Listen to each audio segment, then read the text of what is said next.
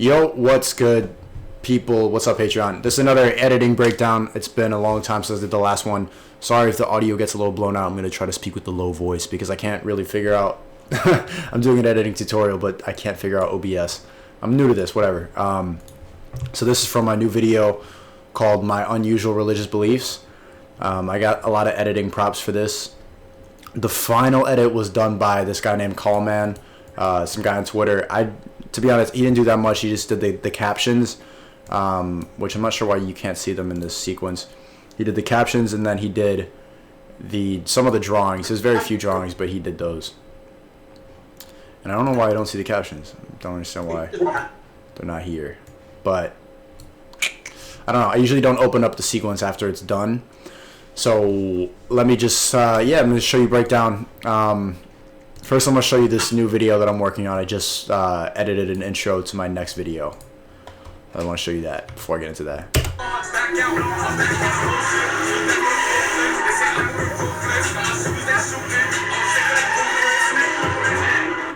Fuck it. One more time. I want to break this down before I break down the video to give you some idea about how to hook viewers, because you need to catch people's attention immediately.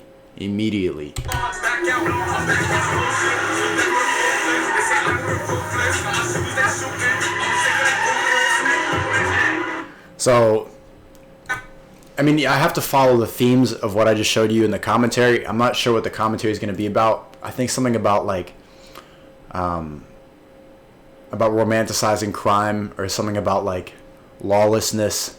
I was just about not listening, something like that. Because that's what I see when I look at this footage. But there's little things you got to do to make it pop even more. Like, if you notice here, the transition between the flamethrower and the car is perfect. It's perfect. Because first of all, this is a different place, but it doesn't matter. People were already doing donuts here. So when it cuts to first of all, it's shot at the same angle. The flamethrower is exactly where the car is drifting. So it kind of, at first I had a cross dissolve. Well, I'll show you with the cross dissolve. It looks pretty cool with it, but it's not necessary. To me, it's actually smoother with just the hard cut. But if I did that, I'll play with the audio. That's pretty cool too. But I think I'm gonna stick with the hard cut. Also, I added a flamethrower sound effect, because the original sound, if I solo just the flamethrower sound without the music, it's not that loud, and it doesn't sound right next to the loud sounds of a car fucking doing donuts. It needs to match. The energy needs to be the same, in my opinion. So I added a flamethrower sound effect, and look how real that sounds, right? You would never notice that. You would never. It's little shit like that when you're editing. You got to pay attention to. Look how much more intense, and it's fake. That's like a lighter. I found this sound effect on freesound.org. Use that if you're looking for sound effects. Let me get a little more light in here. Go to freesound.org. It's not even a paid promotion. I'm just telling you, if you want to get good sound effects like this one. Alright, so let me show you the actual video.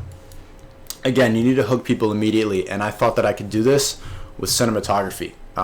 So you have this shot here. You really shouldn't listen to anybody. If you believe in anything, this video isn't for you. Actually, it's better if I open up the nested sequence. So this is the nested sequence. This is the captions were supposed to be on this file. I don't know why I don't see them. But anyway, this is the actual, like, the more intensive edit right here.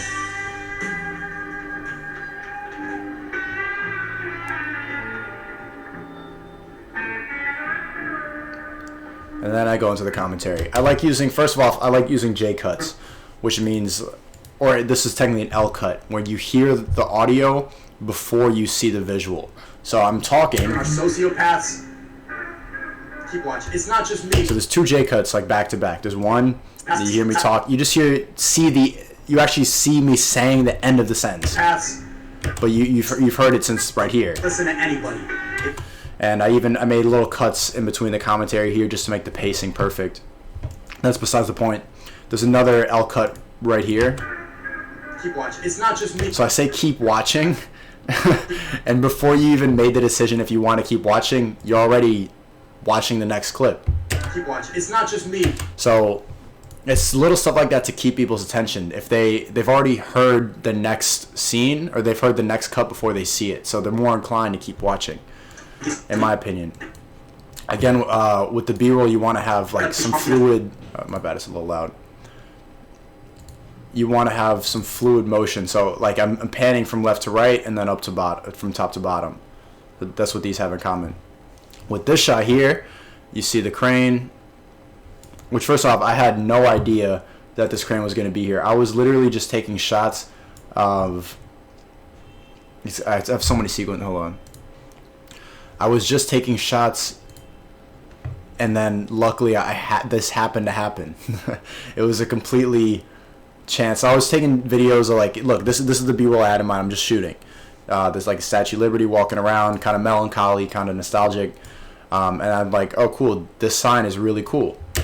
Just shooting the sign. I had no idea the crane was going to be there, but I got lucky because that ended up being the focal point of the B-roll. So I'm zooming in on the sign, and then while I do that, the crane throws right above the sign. Like it's perfectly framed, where it's 50-50. The top half of the frame is the crane, the top bottom, the lower half is the sign. Perfect.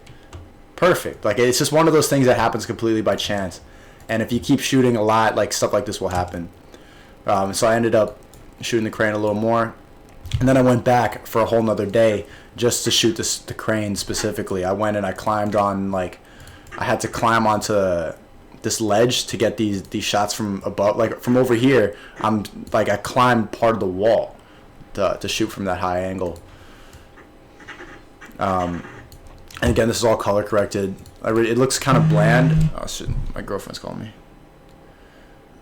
One sec, I'm recording a video. I'll call you back.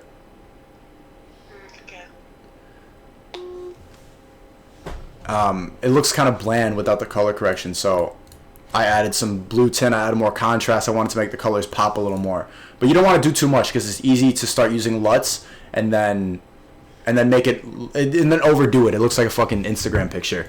So you just got to be more. It takes a while. Like to get color correction right is not easy. There might be there's 2 different color corrections just on this shot alone.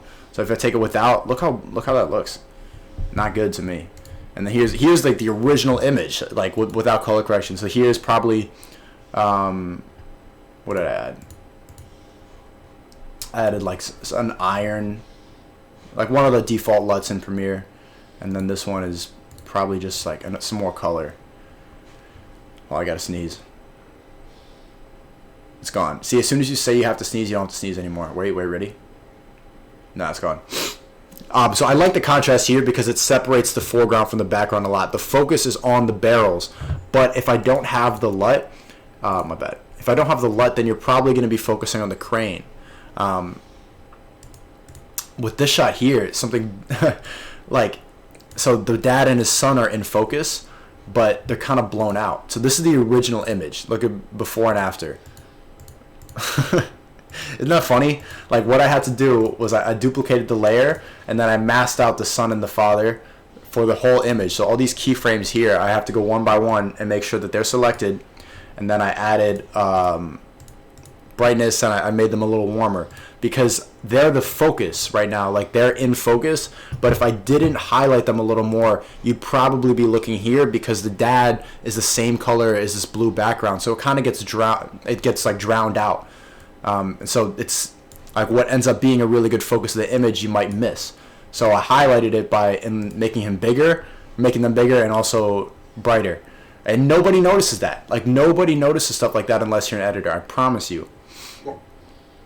Again here, like another. I hit my face there, but right here, like there's 3 effects. Or there's 3 changes done to the image. So I added a rotation. I rotated it 2.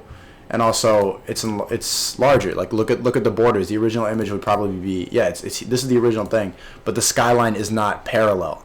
Like the skyline should be parallel, but I had to wrap my tripod around a fence, so I couldn't get it perfect. And let me put these effects back on because it's gonna bother me if I don't. Even though I'm never gonna touch this, probably never gonna open this file up again. Again, there's more B-roll here. I don't know if anybody noticed this, but I make sure to follow, like, this is continuity editing. This is basic stuff that I learned in film school. So the crane is moving forward, and then it moves back, and I cut to the wheels also moving back. So it seems like this is happening at the same time, even though it probably happened like 20 minutes apart. I cut at the perfect time so that it seems like I'm just following the crane. You get what I'm saying? Like, it's moving forward, moves back, wheels are going back. And again, like, the color correction on this is very important. It doesn't look as cinematic to me, you know. I like the colors are more specific now. They have more contrast. They stick out more. I love these shots here of the look at the way this fucking chair falls. It's so dope. I love shooting at this place. And then all here, like, there's sound effects. If I solo it, you can hear the sound effects of the crane, which are important. Like, even though I don't even have a proper mic on my camera anymore, the audio jack broke because I left the shotgun mic in, so I just use the default mic on the camera, but it still picks up pretty good. I can't lie. It's a pretty good internal camera. To be honest, I should buy a new camera. So there's a lot of basic stuff here. There's nothing that crazy, except for here, which is really funny. This is an abandoned train car from, I think, like the 40s. It's right by Coney Island next to the Statue of Liberty. And I found this, and I was showing my dad the footage, and he noticed it. He saw the numbers 3303, and he's literally taken pictures of the exact same train car. He's been here, and he's he's photographed this exact train car, which I think is cool because, yeah, he's a photographer, and I learned a lot of I got my eye from him. So out of all the places in New York City that we could have photographed or like taken videos of, it's insane that we ended up finding the same thing, and that wouldn't have happened if we didn't have the same eye. I thought that's dope. Again, here with this B-roll, I wanted to track the crane a lot, so if you notice, I try to keep this center frame. You see what I mean? Like, even when it's lifting up, it goes on longer, but I cut it off. And you can only do that if you have a long lens. So here I have like this really long zoom lens. It's probably zoomed in like halfway, and then I'm able to follow it to track the movement. That helps keep people's attention, because that's how you look at things. I think if you actually go to the sequence, you'll see it more. Like, I was filming for a while. Like, all I'm doing is just tracking the movement of the crane, just tracking it, and looking for the right moments that would work for B-roll. Like this one here, I like how this comes in the foreground unexpectedly. I love the contrast here, like the sunlight and then the shadows. One thing I was also looking for in this video was like a unifying theme, and that was definitely the sunset. Where's the final sequence? If you see all of these shots, like everything here has to do with the sunset. Like, even when I'm talking with Almonte at the end, we're in the sunset. All these shots, they're all taken at the golden hour, so you get the same lighting. And I shot this on like 4 different days. Like, all the footage is compiled from 4 different days, but I made sure that they had the same lighting, the same mood. If you look at the where is it? I recorded this original commentary that I didn't end up using at all. And it's pretty much like the same thing I'm talking about. There's a lot of things I didn't like about it. I didn't like the lighting. Also, the beginning is out of focus. Like, my face right here is out of focus and the background is in focus. I didn't like that. And there's people walking around me. There's a lot of people in the background. There's people, and I'm very aware of that. You know, it's not easy to sit in front of camera and talk. I bet all of you have tried to do this before. You've all tried to make a YouTube video. It's not easy.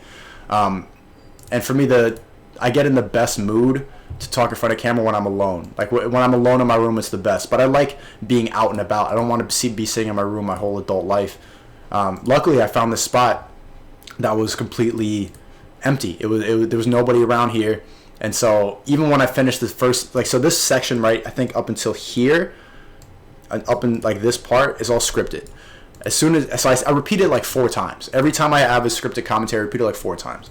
To get the perfect delivery, to get the memorization right, to get everything perfect. It's not easy to do scripted and make it seem natural. It's really unnatural to make it sound natural. But after I got it done, I'm like, okay, I'm here, I got it set up, there's nobody around, I got good light, let me just freestyle. So I start smoking a joint, and then I just go off the dome. And there's this cool moment that I ended up putting in the video where I didn't intend, like I even forgot the camera was on. I'm just sitting here thinking, sitting aside, smoking a joint, and I'm looking at the water, the waves, and I'm just thinking. And it's a cool moment because you see me think, and then you see me say what I was just thinking. And then in the video, where is it? Is it the fun? Yeah, in the video I overlay it with this driving footage. I'll show you.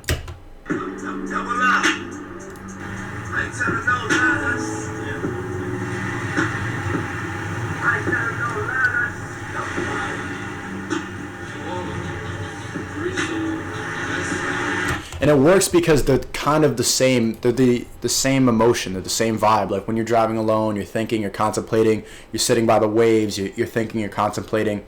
It worked really well. And even like usually I download the song when I put in a song. This is Double Up by Nipsey Hussle. But you want to get around copyright. So there's like 5 things I did here. First, I probably slowed it down to 98%. I cut it 6 times, and every other cut has a low pass effect, and then I blend it with the normal effect. So you see this constant gain is like a dissolve. So I'm dissolving back and forth between regular and then low pass. Low pass makes it sound like it's playing from a different room. And also it's not the actual song, it's what I was listening to in the car. Like that's just the song that was playing when I'm driving around. So I just wanted to avoid the copyright system. Contact. That thing was everything. This is the actual instrumental, but the same thing. I put a reverb, I put a low pass effect, I blend it back and forth, I overlay it with different sounds. I slowed it down to 99%, but then this one is probably like 97. Let me see. 99. I think one of these is different.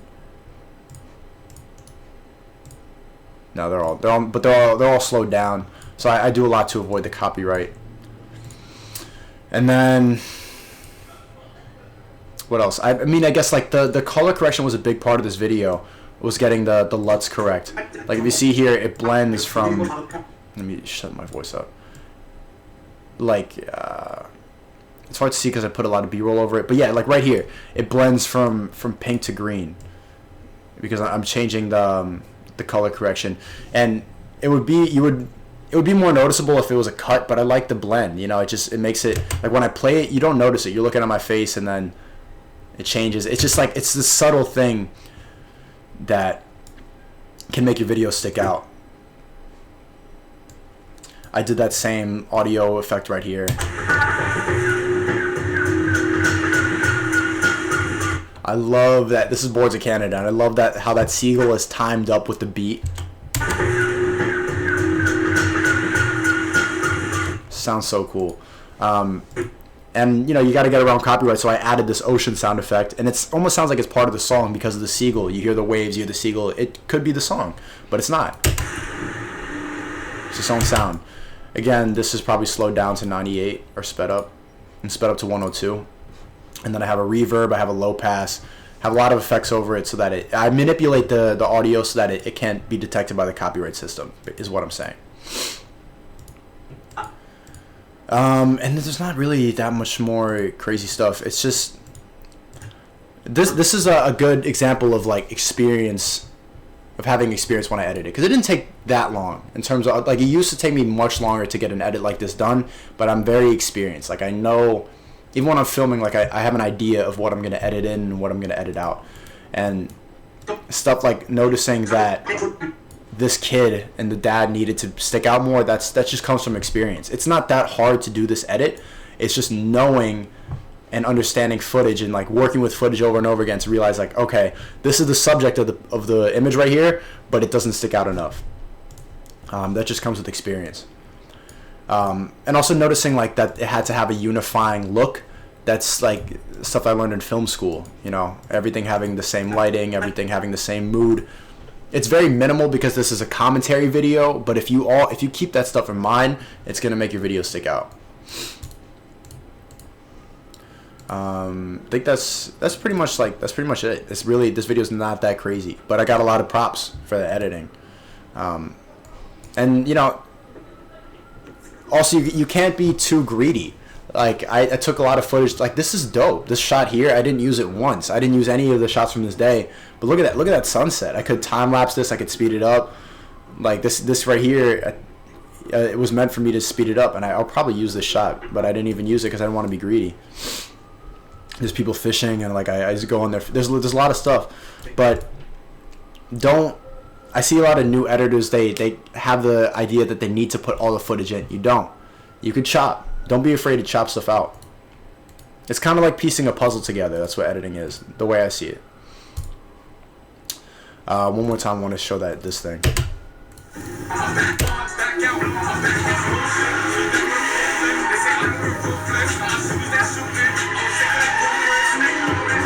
Alright, so this is so dope. The footage is awesome, but it could use a little more to make it look more cinematic.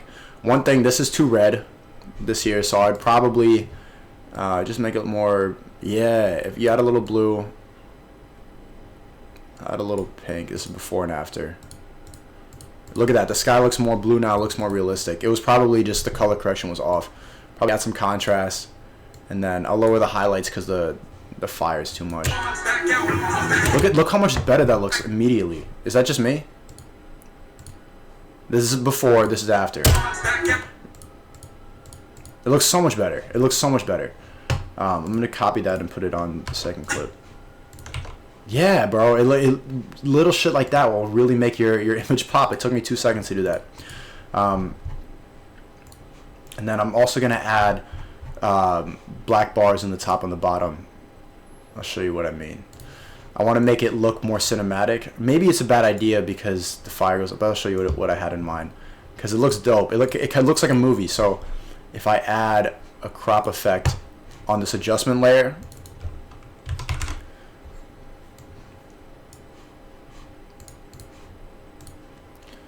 let me see. I'll probably reposition it so that I don't crop out anything important. That's too much.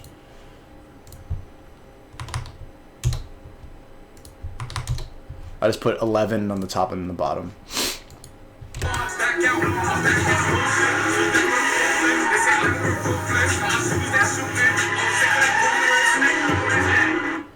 Doesn't that look like more like a music video now? Like technically I'm cheating because when you have these black bars on the top and bottom, it's because it's widescreen and it needs to fit 1920 by 1080. But I'm just cheating. It works, doesn't it?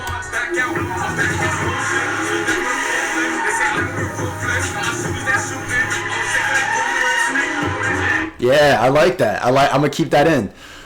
So you guys saw the intro to my next vid first. Yeah, that's another editing tutorial. Just pay a lot of attention to your decision making. I'd say that's the best advice I can give when you're editing. Like, what decisions are you making as an editor? Think about that. Thank you, Patreon. You guys make everything I do possible. Much love. That's it.